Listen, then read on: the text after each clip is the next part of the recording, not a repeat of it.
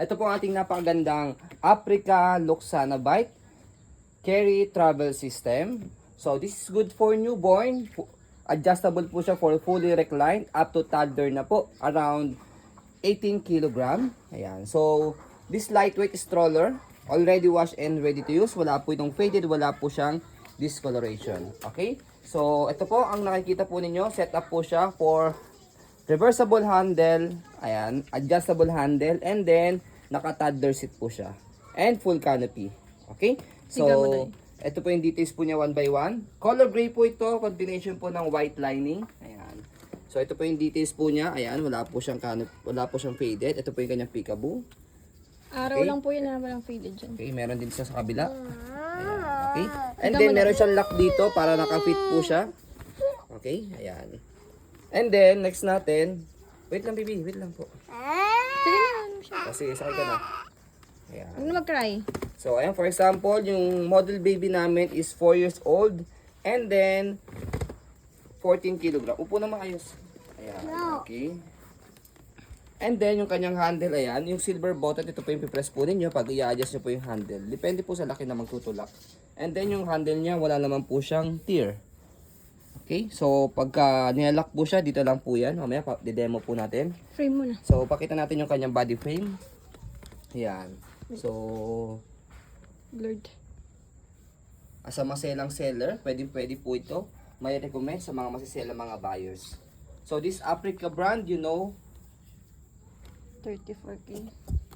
Ikot pa doon. ayan. Sa mga nakakaalam ng Africa, Luxana Bite, you know how much the brand new price from the mall. Okay.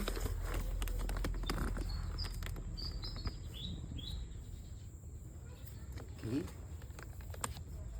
So, yung gulong niya sa likod, pakita mo sa stopper niya, even the basket. Ayan. Okay, all goods po yung stopper niya. And then, sa likod, dito siya ina-adjust. Kapag gusto niyo po siya ihiga, shoot nyo lang yung daliri nyo rito, i pull down. And then, kapag naman gusto niyo po siyang iupo, atake nyo na po itong dalawa. Pataas. Ayan. Okay. And then, sa harapan, pakita natin yung kanyang gulong. Ayan. And then, meron din siya stopper. Pag naka-reverse. Ayan. So, dalawa yung kanyang stopper. Okay?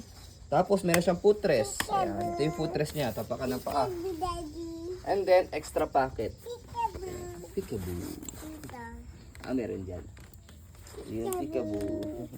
And then, next natin. Okay na, baby. Thank you. Sa kanyang front handle, ayan, meron siyang pad.